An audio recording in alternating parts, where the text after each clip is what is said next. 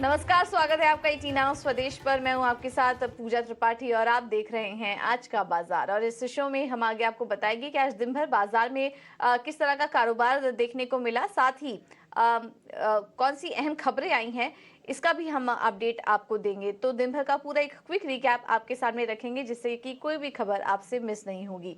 तो चलिए सबसे पहले शुरुआत करते हैं बाजार की। और आज हमने देखा कि दिन भर एक रेंज में कारोबार करा था मार्केट, लेकिन जैसे ही एचडीएफसी और एचडीएफसी बैंक के मर्जर से जुड़ी खबर आई, बाजार में हमने शानदार तेजी देखी और 18,800 के पार की। और कैसा कारोबार रहा आज दिन भर, ये भी समझ लेते हैं। और हमारे साथ प्रियंका जुड़ चुकी है पूरा अपडेट लेकर। प्रियंका बताइए। बिल्कुल देखिए कारोबार दोनों तरह के ट्रेड्स आज मिले होंगे। इनफैक्ट बियर्स तो बुरी तरह से ट्रैप हुए होंगे क्योंकि सुबह से जब जो ट्रेड थे मॉर्निंग में से वो एक रेंज बाउंड ट्रेड थे, लेकिन मिड डे में ये खबर आई कि जो लगभग 12 बजे के करीब ये खबर आई थी कि जो ईद की छुट्टी है वो थर्सडे की जगह बुधवार को होगी। और उस वजह से, क्योंकि एक्सपायरी ट्रेड है ये और ट्रेडर्स अपनी पोजीशन को कवर अप करने में और नई पोजीशन रोल ओवर के आंकड़े कंप्लीटली बदल जाते हैं, उस वजह से शॉर्ट ट्रेडर्स के लिए भी एक मुश्किल बड़ी होगी। उन्हें रोल अपने ट्रेड कवर करने आने होंगे। और उसके बाद 2 बजे के बाद जो एचडीएफसी और एचडीएफसी बैंक के मर्जर की न्यूज़ से बाजार को जो फ्यूल मिला, उससे कंप्लीटली बुल ट्रेडर्स के लिए मजे थे। 500 पॉइंट से ज़्यादा की बढ़त आपने इंट्राडे में ही देखी। 44,150 के पास आपको बैंक निफ्टी दिखा आज के ट्रेड में, जो इसकी पॉसिबिलिटी अब जुलाई सीरीज में लग रही थी। आज ही के दिन वो लेवल हमने देख लिए और 18,820 के ऊपर भी आपने निफ्टी पर देखा, जहां पर 18,700-750 एक रेजिस्टेंस के तौर पर कवर दिख रहा था। तो एचडीएफसी बैंक और एचडीएफसी लिमिटेड के मर्जर से ये जो इम्पैक्ट आया, सिर्फ एचडीएफसी ये दो स्टॉक्स नहीं, एचडीएफसी लाइफ भी सुबह से ही तेज था। टॉप गेनर्स की अगर हम बात करें तो उसमें सबसे बड़ा गेनर जो है वो एचडीएफसी के काउंटर्स तो हैं, एचडीएफसी लाइफ है। कुछ हॉस्पिटल काउंटर्स जैसे अपोलो हॉस्पिटल जैसे काउंटर्स में मूव थी। डिविज लैब तेज रहे। उसके अलावा ऑटो पैक में जो एक रिन्यूड एक रैली फिर से कल शुरू हुई है, वहां पर आपको टाटा मोटर्स जैसे स्टॉक्स में तेजी दिखी। स्टील काउंटर्स में कुछ काउंटर्स इनमें मूव अच्छी थी, क्योंकि अब बात ये हो रही है कि निफ्टी में एक एक्सक्लूजन किसका हो सकता है, तो उससे चलते एलटीआई माइंट्री जैसे स्टॉक्स में तेजी आई, जेएसडब्ल्यू स्टील जैसे तेजी आई स्टॉक्स में, सेंसेक्स में मूव आ सकती है, सेंसेक्स में इंक्लूजन हो सकती है। तो इन स्पेसेस में क्लियरली मूव दिखी। फार्मा और एफएमसीजी जो मॉर्निंग में लीडरशिप पोजिशन जिन पर लग रही थी, वहां से गेंस जरूर इरोड हुए। सारे सेक्टर हरे निशान में आज बंद हुए हैं, लेकिन ऑफ कोर्स अग्रेसिव बेट्स थी तो बैंक्स ऑफ फाइनेंशियल्स ने बिल्कुल टॉप सीट ली। और जिसके बाद हमने देखा कि बड़ी एक तेजी आई। सिर्फ प्राइवेट बैंक्स नहीं, बड़े बैंक्स, पब्लिक बैंक्स जैसे एसबीआई बैंक्स में भी तेजी आई। और ये सब तब जब रिलायंस मूव नहीं कर रहा, बड़ा बाजार का हैवी वेट नहीं चल रहा, लेकिन बैंक्स ने बाजार को ऊपर की तरफ खींचा। इसी तरह की तेजी आप अगर मिड कैप स्पेस में भी बात करें तो वहां पर भी, क्योंकि इस वक्त पीएसयू इंडेक्स चौथे पांचवा बड़ा सेक्टर था जो बड़े गेन्स के साथ आज बंद हुआ। जो मिड कैप और स्मॉल कैप पीएसयू बैंक्स थे उनमें भी अच्छे गेन्स हमने देखने को मिले। फिनेंस काउंटर्स में अच्छी मूव थी जहां न्यूज बेस्ड एक्शन था। Aditya Birla capital QIP issue के चलते सुबह से ही मोमेंटम था और 6% की तेजी के साथ वहां पर हमने क्लोजिंग ट्रेड देखा। एलएनटी फाइनेंस में 5% की मूव दिखी। एलटीआई माइंट्री की बात हो रही है इंक्लूजन की, सो इस ग्रुप स्टॉक्स पे भी नजर रखनी चाहिए। मैक्स फाइनेंशियल में मूव थी। पीवी फिनटेक पे पॉजिटिव रिपोर्ट थी, वहां पर आपने मैक्स महिंद्रा एमएनएम फाइनेंशियल में भी आप इनफैक्ट पॉजिटिव ट्रेड्स के साथ बंद होते जा रहे हैं। और कुछ स्टॉक्स लॉरस लैब जैसे स्टॉक्स में भी अच्छी मूव देखने को मिली। ट्यूब इन्वेस्टमेंट जैसे स्टॉक्स और गैस काउंटर्स, कुछ एनर्जी तो आज कंप्लीटली लगाट थे, तो वहां पर आपने प्रॉफिट बुकिंग जरूर देखी। तो मेजरली जो आज पोजीशनिंग चेंज हुई वो बैंक्स के लिए हुई, completely led by HDFC and HDFC bank merger.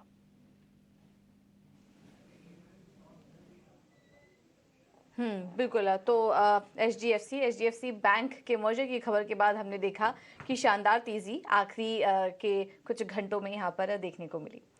चलिए अब आगे बढ़ते हैं और कुछ और भी खबर का और रुख करते हैं और कुछ बड़े दिग्गज वॉइस भी आपके सामने रखेंगे। आज था एमएसएमई डे और एमएसएमई डे के मौके पर हमारे खास कार्यक्रम लीडर्स ऑफ टुमारो में हमने टाइम्स नेटवर्क के मैनेजिंग डायरेक्टर और बिजनेस हेड और टाइम्स इन्फ्लुएंस मिहिर भट्ट के साथ खास बातचीत में आईडीएफसी फर्स्ट बैंक के एमडी और सीईओ वी वैद्यनाथन ने छोटे कारोबारियों को टैक्स छूट और रियायत देने पर जोर दिया। उन्होंने कहा कि कारोबारियों के लिए बिजनेस से होने वाली आय का कुछ हिस्सा टैक्स फ्री होना चाहिए।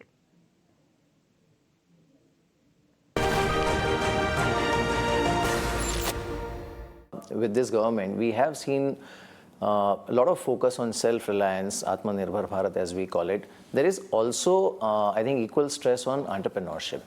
And I mean, obviously, everybody knows that we are the third largest startup ecosystem in the world, and the startup financing, I mean, if we ignore the funding winter, you know, it has been very vibrant. Unfortunately, a similar vibrancy has been missing when it comes to MSMEs or even smaller enterprises, I would say. I don't think anybody would be better placed to answer this question than you. The tax for small entrepreneurs need not be the corporate income tax rates, starting with that. Right. Because small entrepreneurs, whether private sector companies or public or private limited companies or partnership, they all pay the same tax rate as, let me say, a large corporate like ours. We make thousands of crores of profit if we pay the same tax as them or any. So my wish really has been that a certain amount of business income created by entrepreneurs be just tax-free, straight tax-free. Suppose you made an income of, say, 1 crore of profit before tax. This is my number. I've not done the maths about how it works out. But we say it's tax-free. And then in a progressive way, you know, so the next 5 crores you pay 5% tax, next 10 crores you pay, say, 15%, and then pay 25%. Yeah.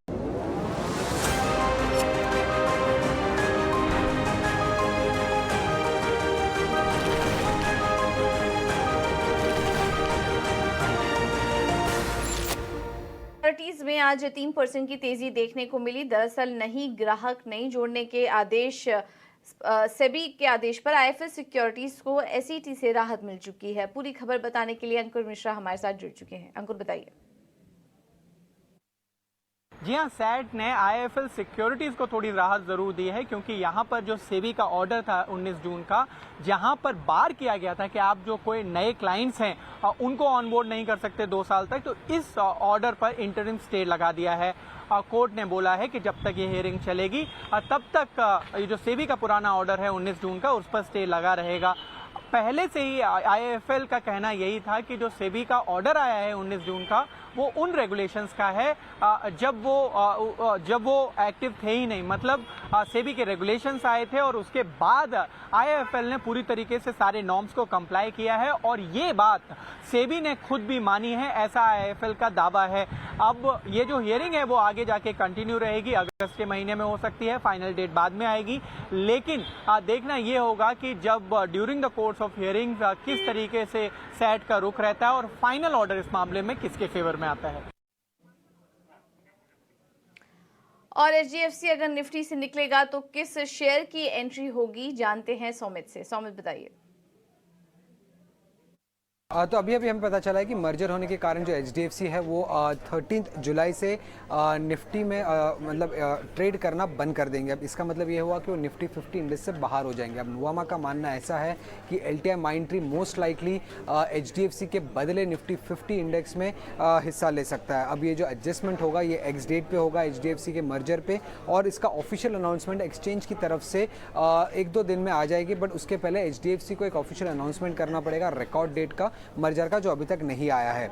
तो अगर LTI Mindtree actually में include हो जाता है Nifty 50 में HDFC के बदले, तो जो इनफ्लोज आ सकते हैं नुवामा के हिसाब से वो करीब 150 टू 160 मिलियन यूएस डॉलर्स के हैं, और मोतीलाल ओसवाल का मानना ऐसा है कि इनफ्लोज 170 मिलियन यूएस डॉलर्स तक भी जा सकता है, और इसी कारण हमें ये अपमूव देखने को मिला है एलटीआई माइंडट्री पे।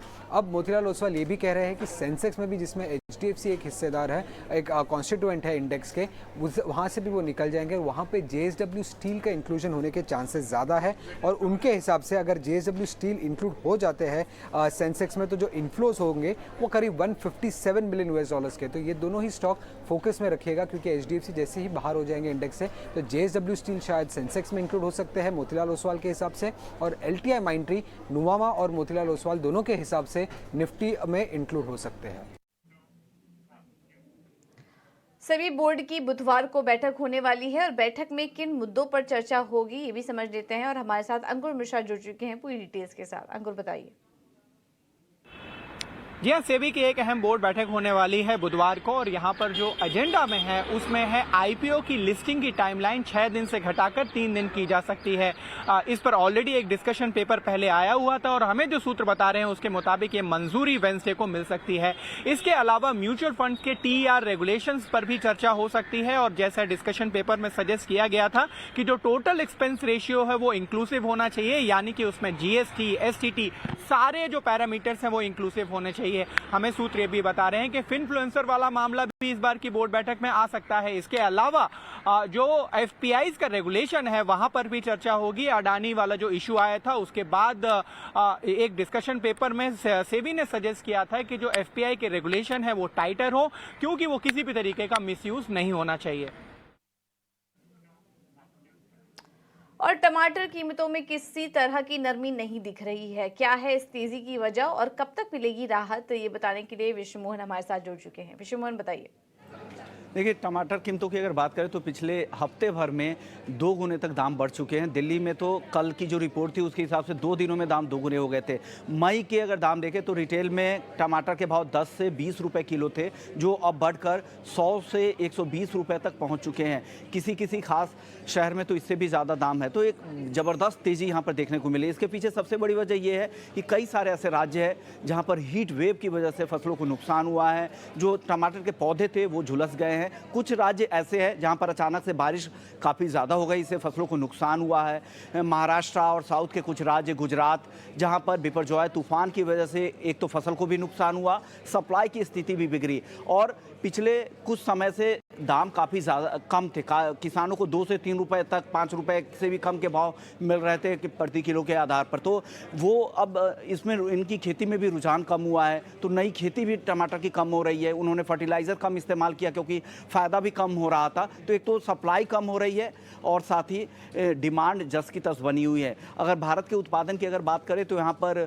एमपी, आंध्र प्रदेश और कुछ साउथ के स्टेट्स वगैरह जहाँ पर सबसे ज़्यादा यहाँ पर उत्पादन होता है। उड़ीसा वगैरह भी कुछ ऐसे राज्य हैं जहाँ पर काफ़ी उत्पादन होता है। लेकिन जिस तरह की यील्ड होनी चाहिए वो यील्ड की भी चिंता है और सप्लाई को लेकर तो चिंता लगातार बनी हुई है और यही वजह है कि टमाटर के दाम लगातार बढ़ रहे हैं। लेकिन जितने भी एक्सपर्ट्स हैं और मार्केट में जो बैठते हैं, जो मंडियों में बैठते हैं, उनका यही कहना है कि 2 महीने कम से कम बाजार इसी भाव के आसपास रहेगा। उसके बाद जब नई फसलें आनी शुरू हो जाएगी उसके बाद टमाटर के दाम नीचे आएंगे।